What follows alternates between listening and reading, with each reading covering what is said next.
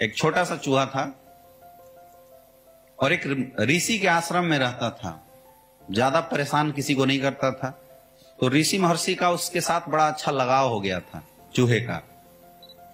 ऋषि महर्षि कहीं भी जाते थे आते थे तो कुछ ना कुछ उसको खाने पीने को दे देते थे। एक बार महर्षि ने देखा कि एक बिल्ली उस चूहे के पीछे पीछे दौड़ रहे हैं। तो बिल्ली पीछा पीछा लगा हुआ है तो महर्षि ने सोचा बेचारा चूहा परेशान है। उन्होंने उस चूहे को कुत्ता बना दिया। क्या बना दिया? ऐसे मंत्र फेंका, गिली गिली छू, और चूहा क्या बन गया? कुत्ता बन गया। अब जैसे कुत्ता बना, पलट के देखा बिल्ली की तरफ तो बिल्ली भागी वहां से। बड़ा प्यारा कुत्ता, एकदम वफादार, दिन रात दो मिलाते रहता था, बैठे रहता था, खाना जो महर्षि देते थे वो खाते रहता था। एक बार एक शेर आ गया। क्या आया? शेर आया और वो पीछा करना शुरू किया कुत्ते का। महर्षि ने सोचा कि यार बेचारा कुत्ता देखो परेशान है।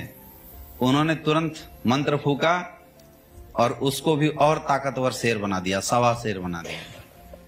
अब जैसे उछला उधर से शेर बना, पलट के जब दहाड़ मारा तो जंगल का शेर था बिल्कुल थर्रा गया। लेकिन बड़ा वफादार शेर, क्योंकि बना तो था चूहे से शेर, बड़ा वफादार शेर था ये।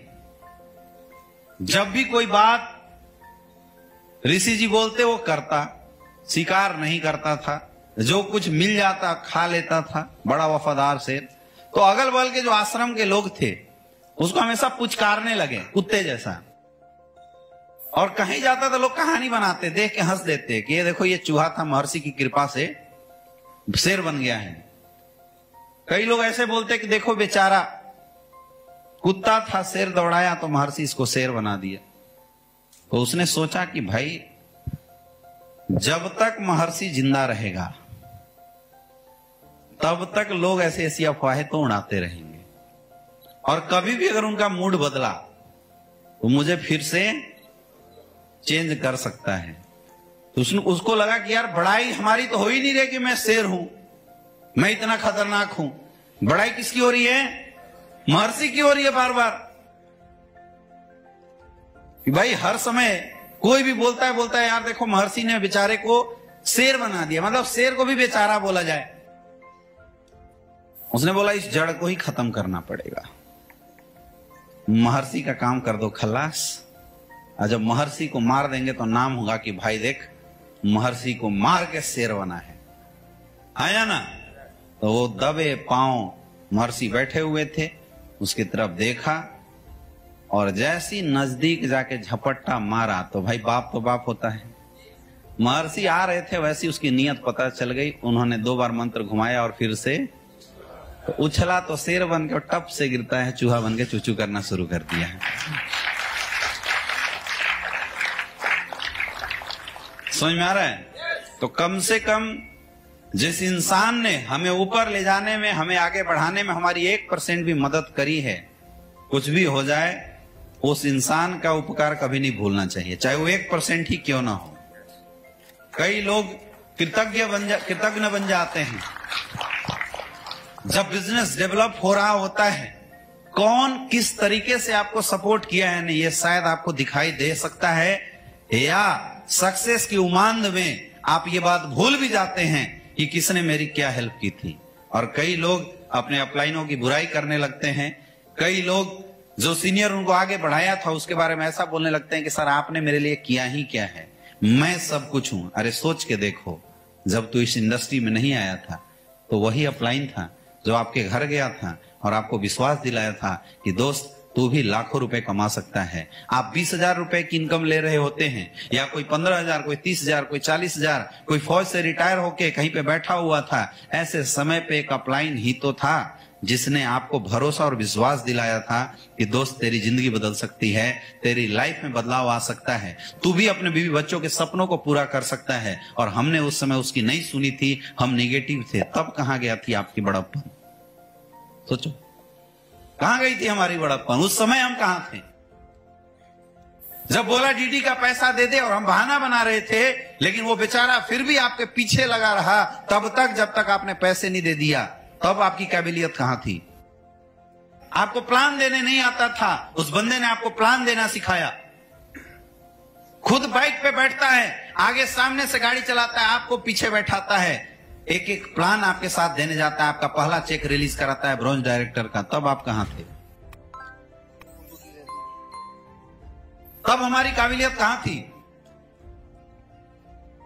और धीरे धीरे करके जब हम बिजनेस सीखना शुरू कर देते हैं, धीरे धीरे करके जब हमारा बिजनेस डेवलप होना शुरू करता है, हम लाखों रुपए कमाना शुरू कर देते हैं, तब हमारी ईगो आती है और तब हमें समझ में आता है कि मेरे अपलाइन ने मेरे लिए कुछ नहीं किया।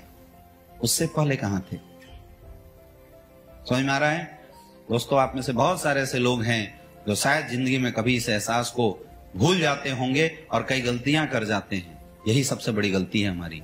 इस एहसास को कभी मत भूलना, क्योंकि मैं आपको फिर बता रहा हूं, टेढ़ा है पर मेरा है। चाहे कैसा भी हो, जिस इंसान ने आपको बनाया है ना, वो इंसान जिंदगी में कभी आपका विध्वंस नहीं कर सकता, बाकी दूसरे सब आपका फायदा उठाएंगे।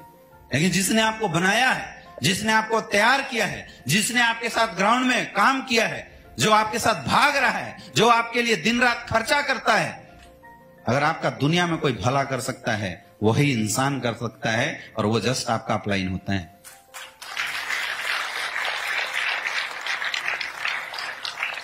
देखो, लड़ाई झगड़ा तो सब होते रहता है,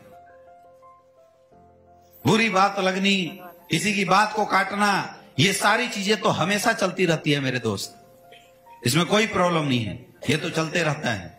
लेकिन जिंदगी में कभी भी उस इंसान के लिए प्रति एहसान फरामोश मत बन जाना, जिसने आपको डेवलप करने में रत्ती भर का रोल दिया है।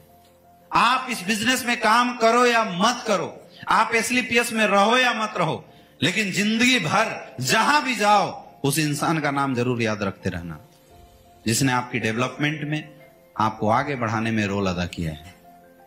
समझ में आ रहा है? समझ में आ रहा है? हमेशा ग्रोथ करते रहोगे, ये एक सक्सेसफुल इंसान की निशानी है। इसी से आपके अंदर आध्यात्मिक भावना आती है। मैं हमेशा बोलता हूं, नेटवर्क मार्केटिंग इंडस्ट्री में लीडर बनने से पहले, अचीवर बनने से पहले एक अच्छा इंसान बनिए, क्योंकि लोग लीडरों के साथ नहीं, अच्छे इंसान के साथ जल्दी जुड़ना पसंद करते हैं।